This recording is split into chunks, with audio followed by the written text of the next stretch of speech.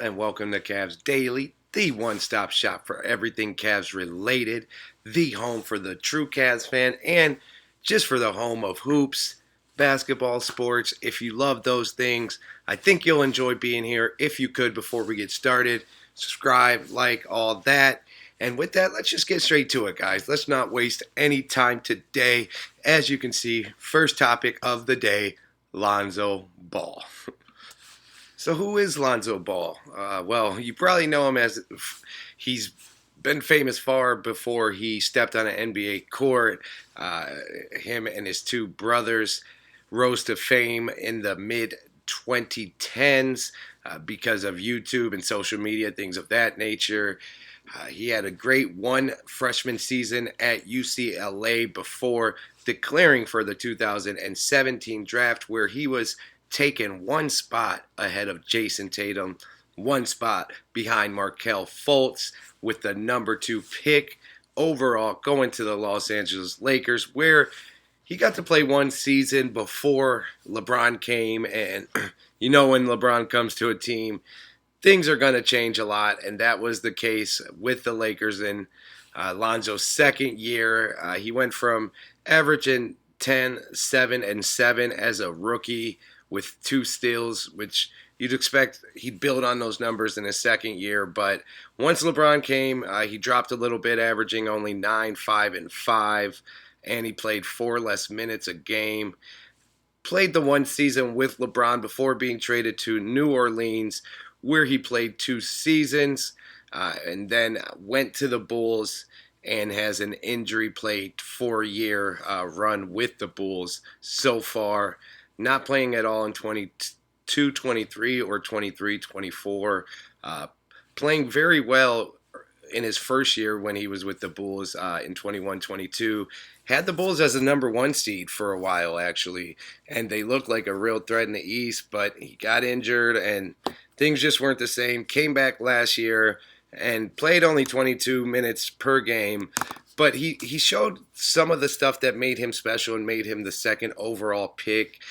His 2 years in New Orleans, he raised his three-point shooting percentage to 38%, and on higher volume than what he was doing in LA, where he averaged 32% and 30% in his 2 years with LA. First year with the Bulls, he actually showed out big time from the three-point line, averaging shooting 42% on 7.5 attempts a game. And if he can bring anything of the sort to the Cavs as far as just that shooting alone goes, we're in for something special.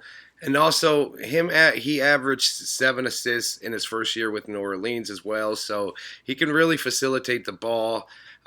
He could score when he needs to. He's one of the best defensive guards in the league, period, point blank. At 6'6", he could guard anywhere from 1 through 3 and really guard them efficiently. He's always averaged at least a steal and a half a game, and he's averaged nearly a block a game in his career as well, which is very impressive for a point guard. And yeah, Lonzo Ball is a very talented player that injuries and playing on a lot of bad teams just kind of zapped, I think, some of the love and excitement that he might have felt at times about his basketball career. The injuries mainly, but he's also been on bad teams. Even the one time he played with LeBron on the Lakers, they were not a good team, and they didn't even make the playoffs. Then in New Orleans, they weren't a threat either, and his time with the Bulls didn't lead to any real success or playoff series either. So Lonzo Ball hasn't had a taste of playing winning basketball, and I think he's finally seeing that he's going to be joining a championship level team with championship expectations that just won 64 games. And I think he's super locked in. I think we're going to see a Lonzo Ball that we haven't seen in years, and he's going to shock the league. I truly think if he could play 50, 60 games, he's going to be the comeback player of the year and possibly sixth man of the year as well. He has that in him. Let's not get it twisted. I love what I saw. The Cavs messaged a bunch of the players, asking them certain questions and what they're excited about coming into the season. A lot of guys gave long answers explaining why and what they're excited for. Lonzo Ball just responded, winning. Point blank period. And that says a lot to me. Like that honestly is the reason I did this segment because I'm like, man, this dude, and I already thought that anyways, but him validating it with little things like that and hearing him on his podcast talking about it, you could tell he's really going into the season a lot differently than he has in the past. And I do think it'll pay off for him. So I'm excited to see the Cavs version of Lonzo Ball. And we're only about 33 days away from seeing it, baby. So let's get to it. Now, the next subject of the day, the Cavs.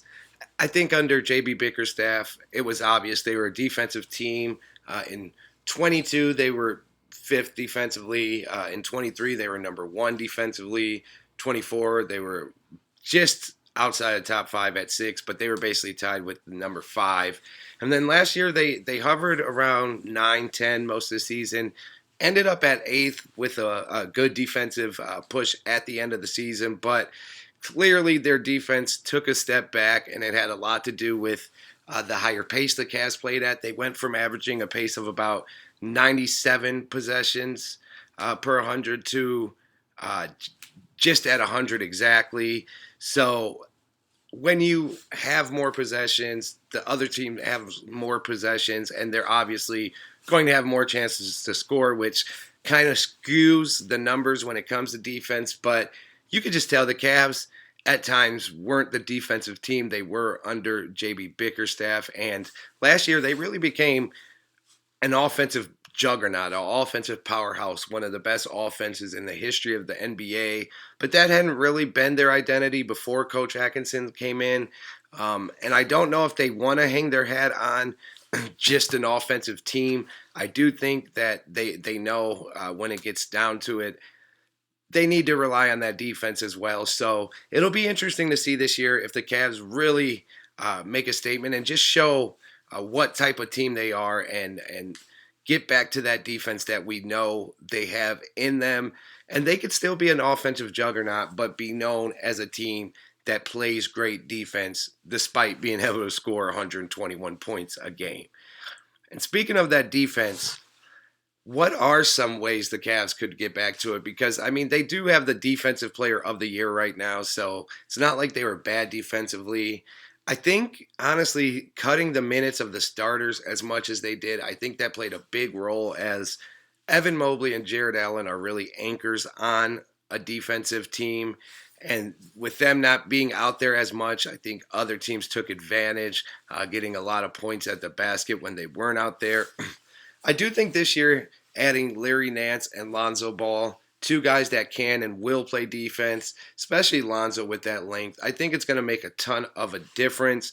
And after last season's offensive explosion, I do think the Cavs are putting more of an emphasis on getting back to that shutdown defense that they did have in the past, limiting teams in transition and trying to get back to the half court where they can set up and use the length and talent they do have on the team to play great defense. Even guys like DeAndre Hunter, with his size and length, he could be a great defensive asset. Dean Wade plays very, very good defense, believe it or not. And even the guys on the perimeter, Donovan and Darius, they're not as bad as they sometimes may get talked about, especially Donovan. He can lock in as well when he wants to. So the Cavs have it in them. I just think they need to find that balance between still playing at a fast pace and having the offense you had last year, but also being able to, when needed, slow things down and really grind out wins. And if you need to win a game 100 to 95, let's do that. That's fine. Every game doesn't have to be 135 to 122. We saw a lot of that last season, but that isn't usually the normal, and I don't think that will be the normal going forward. I do think the Cavs offense will continue to put up big numbers and average in the high 100 teens per game next year, but I think they know that they really need to get back to that defense no matter what, and that's going to be one of the big differences on how far that they can go this season. Now, for the last topic of the day, let's talk a little bit about one of the only free agents, even though he's a restricted free agent, that is still out there without a deal. Jonathan Kuminga, young Golden State Warriors, small forward, coming off a season where he averaged 15, 5, and 2. He's only 22 years old. Very unhappy in Golden State. Doesn't think he's getting the role he deserves. That's why he hasn't signed yet. He wanted to get traded. It hasn't happened. It's been a stalemate all summer, and it's an odd position because Kuminga is a young, talented player, but is he worth investing $25 million a year in? Has he shown enough for that? It's a tough position, and the Warriors are in a tough position as well with a lot of older guys like Steph Curry and Jimmy Butler. Kuminga's on a whole different timeline. Can they find a way to work him into this team right now that's going for it the next couple of years, but also help set up building around him in the future? I don't know. And for that reason, I do think that even if he signs the extending offer with the Warriors, they probably will look to trade him sooner rather than later. He's only going into his 5th season. He's been relatively healthy for most of his career. Besides last year, he missed a career-high 33 games, but came back in the playoffs and played well. Would he fit on the Cavs? Would you guys want to look at bringing in someone like Kuminga? Would probably take, honestly, like a Jared Allen and maybe a filler or something like that. I personally don't know if it's worth it, depending on what we had to give up. If they were willing to just do a salary dump and we could get him for Dean Wade and Sam Merrill, bring him on. He could be a great fit. But with the price I think that he would come with, and with the attitude he's already shown, being so frustrated with Golden State so early on and having these issues, I don't know if it's the best type of guy to bring on to this Cavs team. If he was going to buy into winning, and like I said, it wouldn't cost us half of our core, then I would consider it. But it's just a tough sell at this moment with what we do know. And I think if the Warriors do trade him, they're going to try to obviously get as much as they can. And there might be a team thirstier than the Cavs, or just flat out need him more than the Cavs, that could outbid them. But if we could get him for the right price and it doesn't cost us any of the core 4, bring him in. If it costs any of the core 4, I'm going to pass. And yeah, we'll leave it at that for today, guys. About to hop on the radio, but I will be back tomorrow with another banger. I hope you'll be here with me. I appreciate you being here with me.